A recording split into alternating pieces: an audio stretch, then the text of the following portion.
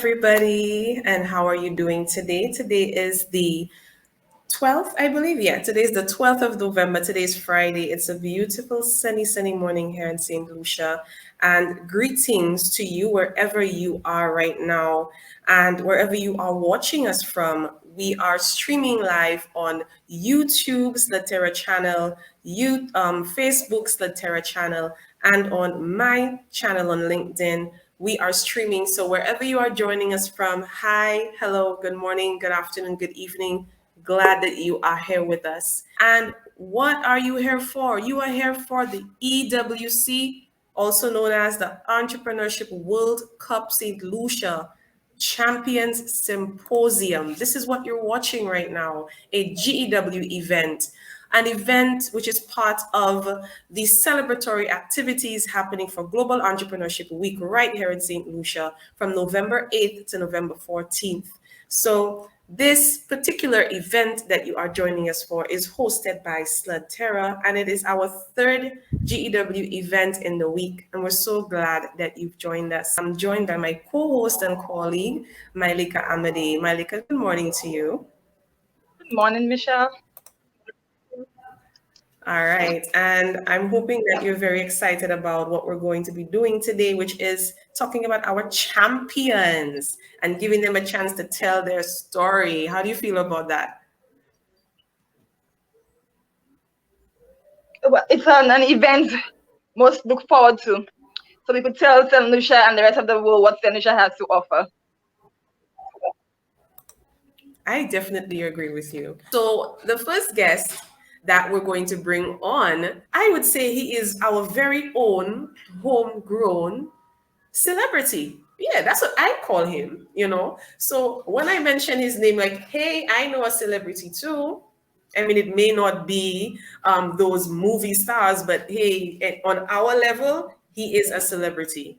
And when we have celebrities that are, giving back to their own, like Rihanna is giving back to her country, Barbados. As tiny as it is and as big as she is, she's never too big to come back home. She's never too big to give back, to her island and to say, I'm a Barbadian, I'm proud of it. She's never too big for that. Likewise, this individual is never too big, never too large, never too successful to say, I'm a St. Lucian. And he says it with pride. And I really admire that about him. So Mylica, I will give you the honor of introducing our very first guest for this morning. And he is? None other than our very own Mr. Joshua Esnard. I think everybody's heard about the Cut Buddy. Hey guys, how you doing? Good morning. Morning. Son of the Soil, I like that name. I might just get that tattoo on me, Son of the Soil. I love it. Yeah, definitely. So welcome, Joshua. Tell us, how are you feeling? Like, where are you based right now? We're telling everybody you're a St. Lucian, but where are you right now? Yes. So I was born in Castries on Entrepreneur, but I moved to the United States when my parents were going to college, and it brought me through a whole mission. And right now I'm in North Carolina, where I started a farm on my land, and I'm feeling good. I'm feeling blessed. I have a new baby daughter, 6 months old, and I have a son and a family, and being an entrepreneur and an inventor has made that possible for me. So, but the main thing is always to go back to your roots and make sure that you are watering the seeds of the soil, Yeah, I definitely agree. Now, Joshua, something else that, I kind of want to bring up that I guess was not part of, the conversation is, was I correct in saying that you're a bit of a celebrity? Did I overstep there a bit? Did I give you props, or just predict that this was gonna happen? I mean, I don't consider myself a celebrity. I'm definitely not Denzel Washington or Rihanna. You know, the media has been kind to me with being on Shark Tank for many seasons, and then with HGTV, and then you know I've been featured on a lot of media stuff from Forbes to Black Enterprise, but I stay humble because as soon as it gets to your head, it's the point that you start losing. So the main focus is always stay grounded and you know love what you're doing, enjoy the ride. You know, never get too big or think that you're a celebrity. So I don't, even if I do end up being a real celebrity, I don't think I'll ever consider myself that. Oh, well, definitely a humble response. Definitely a humble response. And as I've known you, this is how I know you to be. Definitely a humble response. So let's just kick off our discussion. I mean, that was just a precursor, but let's just kick off our discussion. I mean, you told us a little bit about, you know, who you are. You're a family man. You just welcomed a young daughter. Congratulations, by the way, on your daughter. Thank you. You have, I think, two children now. Correct me if I'm wrong. Yes, yeah, I just had the first one when I first got involved with EWC and Flood Terra, and then the second one came around during COVID. You know, I think a lot of babies were born during COVID. My goodness. So COVID has very many, you know, definitions for other people, but for you, it has that particular definition. Um, Now, for us with EWC, you know, when we were looking at the judges, you know, who would take part in this competition and help us to make the competition what it would be, we we decided to go with people who we knew had a reputation, who we knew were experienced, and of course, who we knew would just jump at the opportunity to just champion young persons. And you just happen to be one of these people, but we kind of want to get people to understand, you know, why did you choose this, you know, life for yourself, you know, over, you know, being, you know, working for somebody. Like, tell us, why did you, before we get to EWC and, you know, how you got there, tell us, why did you choose entrepreneurship? Yeah, so I think entrepreneurship really comes from the beginning. You know, watching my family from my great grandma, you know, in Menard Hill, figure out innovative ways to get a mango down a tree or to bring electricity up the hill all the way to my dad being in, you know, a windband plantation and getting stuck in a truck in the mud and figuring out a way to use a box spring to get the truck out of the mud, or my dad, you know, creating those bamboo cannons and stuff when I was a kid. You know, just watching that innovation in my family. At first, you don't tell yourself that's entrepreneurship because you don't really wrap that around a business. But really, what entrepreneurship is, it starts with a question, a problem. And what my parents were doing and my family were doing, and what many people do, is they have problems, but when you become an entrepreneur is when you actually decide to solve the problem and try to find a way to monetize it or to help a large amount of people. And you take the risk by leaving behind everything that you have to pursue this heroic mission. Why I chose to do it was I was in the corporate world. I was in also the public sector world. I had a normal job, but I realized that at some point, my educational background, I have a bachelor's degree in finance and business. That was only going to get me so far. You know, I got to a level of the job where they wanted me to apply to be a director at my job, but they wanted a master's degree. They wanted 20 years, 10 years of experience. I hadn't have even been out of college or school for 20, 15 years, so I already knew that they were going to choose someone who was 40 or 50 years old. So at that point where my career hit a plateau, not because I wasn't ready to take on a job, it's because others had put a kind of a ceiling on the requirements for jobs, I realized that I had to leave and pursue my own happiness. And what I did was I approached, I had an inventor book since I was a kid with a bunch of problems and drawings of inventions. And simply I chose the invention that really spoke to me, that I used a lot to fix my problems growing up. And that was really at the point when my career plateaued as far as working for someone else. I realized that I needed to become an entrepreneur and go on my own mission.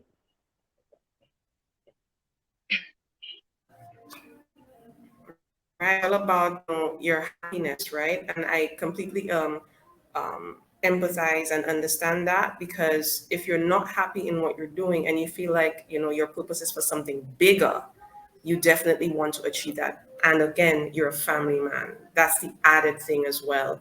Being happy and being able to take care of your family while being happy. So for those of you who are listening, if you're thinking of doing something for yourself, do something that makes you happy.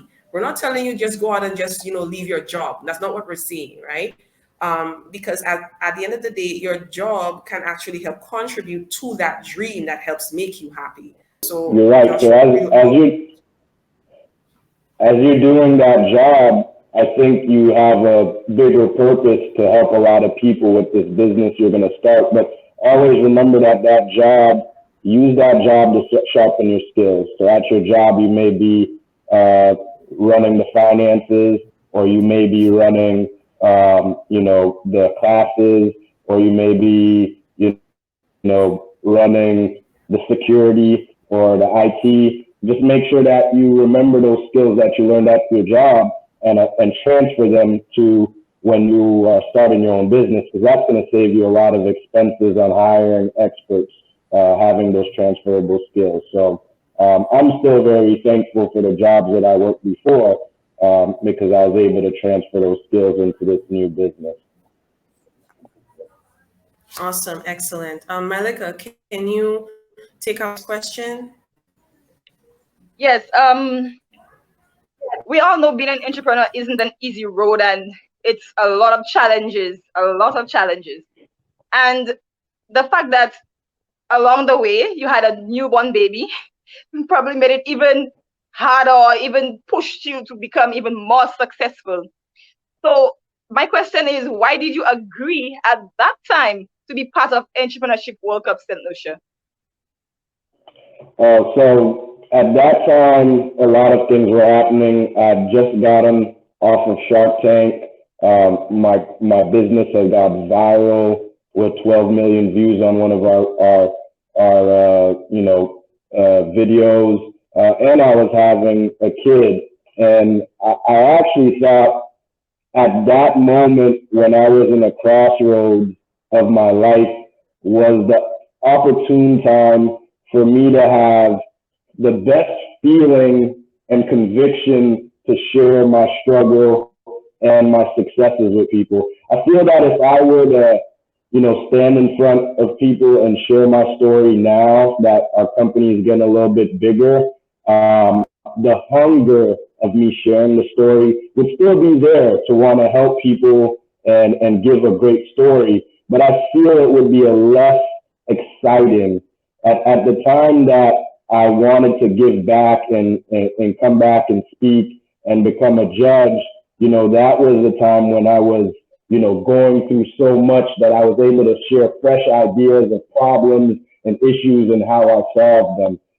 Now I'm a little bit further along, and I feel that the lessons that I would share is probably for a little bit more of a mature company. But at that time, I was you in these stages, so it was fresh to get those ideas out to help people really launch from an idea stage or from a beginning stage.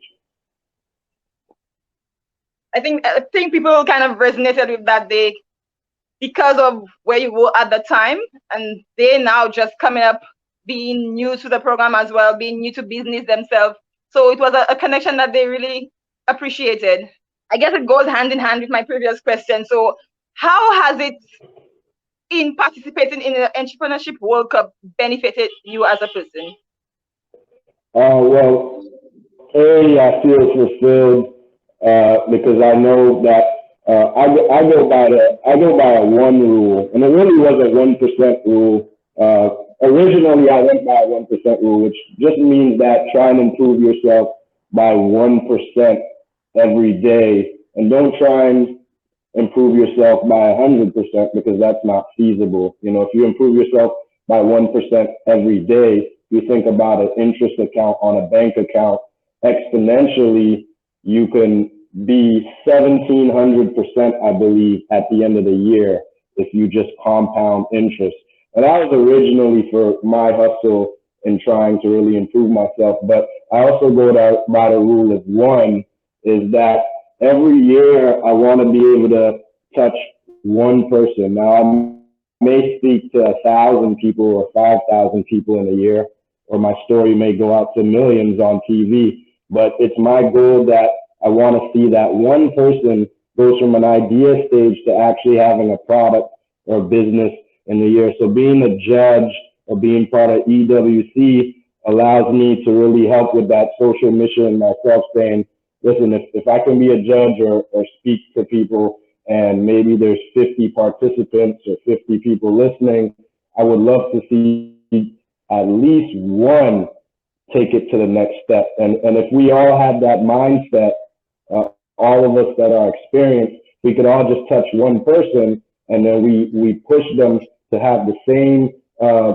give forward attitude is, just touch one person when you get to your mission completion, and then when they get to their mission completion, they try and touch one person. I mean, that creates a viral effect in itself, and within 20 years, you may have millions of entrepreneurs just from the power of one.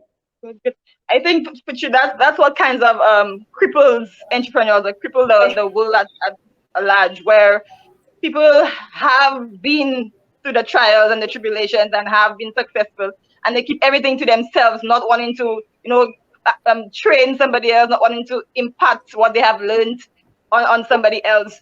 Like they're seeing a young person trying to come up and falling down, and they refuse to, So I kudos to you on opening your heart to allowing other people to learn through your experiences and what you've done along the way to become a successful entrepreneur. Yeah, if you're a business that's trying to monetize on, really just trying to take the money of an entrepreneur who doesn't have much money already, it kind of bothers me, because if your whole sole mission is really to help and spread, the knowledge of your success, then you shouldn't keep that in. You shouldn't lock it in $100 book or a $10,000 class, because what that does is it separates out the people that have the opportunity to access. And I saw that in the GW, I saw that in the GW video that you played. We need to give access to the people who wouldn't have the money to access information. So information should be free, honestly, in this day and age. We shouldn't be locking it up. So now the rich people end up getting this information because they're privileged to pay $3,000 for a class. And then what ends up, everybody that can't afford that gets left behind. And those people that can't afford it, that are going through their struggles and questioning all these things in life, have the best inventions out there. Yes, so totally agree. Totally agree with you on that. Majority of the people, like you say, who has those brilliant ideas are those who are lacking in the financial, or maybe even the education of how to start those businesses. So I do say, even being part of this Tinslater, that I wasn't a presenter, but I'm an entrepreneur myself, and I learned a lot from you just giving advice to the participants. It really helped me as a person as well. So yeah, what Michelle has done over the years is amazing. She, along with having a family and carrying the burden of having more children who are the new entrepreneurs, I don't even know if I could hold all that weight on my shoulders. So kudos to you, Michelle, and your team as well. But I see you growing and doing very nicely. And, I would wish that you get more support, whether it be from, colleges or universities or the government. They really need to tune into what you're doing. Thank you for that plug-in. I'm hoping that investors, they would realize the benefits of it. But hey, until then, we're gonna keep pushing and keep doing what we do because we love it, and we're all about empowering young persons. That's all what it's about. When time is ready, they'll find us where we are, but we're just gonna keep pushing and doing what we do. But just finally from you, Joshua, because I know you're busy and I know you have your own family to see about. I know you have the Cut Buddy, you have Truffletopia, you have things booming. You're on HGTV, you're on, you're in Walmart, you're in stores, and I'm seeing this bald buddy. What is it? Can you tell me what's the name of that new product? It's a bald buddy.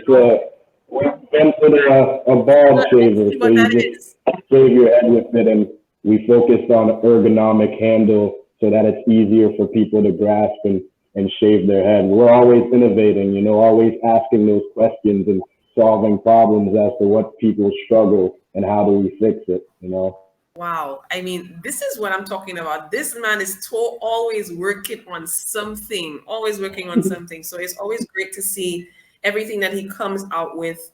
We always show support when there's something that you come up with, and it's always about solving a problem. Now, that's something people need to understand. It's all good and well to do something or to come up with something, but it has to solve a problem, right? If it's not your problem, it has to be a problem-solving technique for like a lot of people, that are experiencing, and that's what makes it a money maker, right? So invest in yourself, invest in your business, but of course, please ensure that you invest in your knowledge first.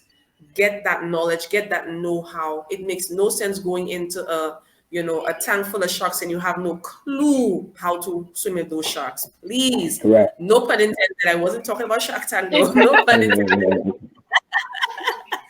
No pun intended.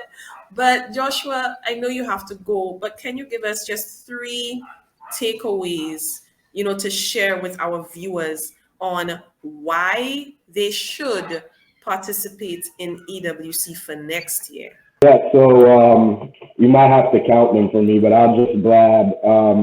It's very important to get the support that's needed for your business, as Michelle was saying, and Mylica. When I first started the business, entrepreneurship was still like a weird thing. We were labeling everyone entrepreneurs, but actual entrepreneurship support, incubators and startup channels and things like Fredera and other programs that Michelle, that really wasn't a thing like 7 years ago. Right now, colleges are just now getting entrepreneurship programs and bachelor's degrees and masters. So it's important that you get involved in something where you can be nurtured on your skills, because when I started, I literally had to run through the flaming thorn bush. Like I'm running and getting scratched and trying to figure it out along the way, and I didn't have any help. I mean, now I can afford to, hire someone with better skills than me or get someone to mentor me. But before, they didn't have those options. So it's definitely important to go to school again and hone in on your skills. Another thing is in doing EWC, what you're doing is you're practicing your pitch for your business. You're honing in on what is that real purpose of your business, and then you're applying a call to action. When I say call to action, at the end of your pitch, you're asking, are you interested? We need $1,000. Can I follow up a meeting with you? Can you introduce me to someone? So being part of these kinds of programs teaches you how to really refine that elevator pitch, because sometimes you're only going to have 30 seconds to pitch to someone on an elevator. or you're going to have 3 minutes, or you're going to have a 4-hour pitch session where you're really going to have to know all your stuff. So being part of EWC and Subterra and stuff like that, that's going to get you ready for the real hard questions, because I've been in meetings and I haven't been ready. And I've watched these people just grill me with questions, and maybe I got 90% of the questions great answer, but the 10% of the questions that they ask, like, what are your financial projections for 5 years? What do you think your net income is? How are you going to cover your costs on manufacturing? What are you going to do as far as marketing on influencers? I mean, when they ask those kinds of questions and you don't have a full-on answer because you're not prepared, because you didn't take advantage of it, like a Sledterra or EWC, and you might miss $1 million opportunity to get funded, or to gain a mentor, or to gain a partner, or to gain a new client. The last thing I would say, the reason why you should get involved in just in general helping your education in general is for the whole mental purpose of business. Is when you're not prepared, things like anxiety, depression, and sadness hit. You're not prepared, and you go into a pitch competition and you lose. You're going to go home and you might be sad. And those things weigh on you as much as you may not believe. And the problem why you may not believe it's weighing on you is because there's no way to really measure how sad or depressed or upset you are. It's easy to measure how long the cut is on your hand and how it's bleeding. Easy to see that you need to go get a Band-Aid and care for it and think about, how do I not get cut in the future? But you can't see what's going on in your brain after you didn't get your way in a competition or you didn't get a client. So being part of a program that really sharpens your skills to answer questions is going to increase your success rate in winning.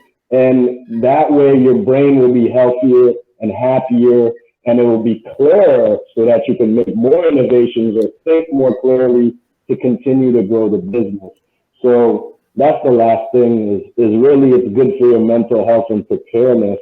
And it also prepares you for losing, because the people in Subterra are going to tell you, maybe you should change this, or that's not going to work if you say that at a meeting.